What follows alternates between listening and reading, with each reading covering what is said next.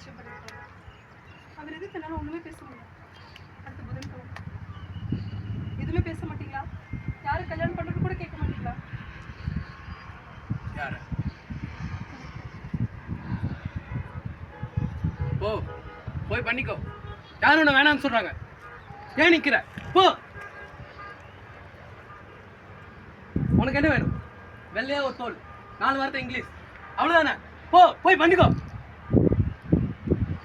நானும் அவன் பின்னாடி சுத்தினேன். நானும் அவனை பிடிச்சிருக்குன்னு சொன்னேன். நானும் அவன் தோலை சாஞ்சு அழுத்தேன். போடி. பேசாத பேசாத. அழாத அழாத. போய் கல்யாணம் பண்ணிட்டு சந்தோஷமா இரு.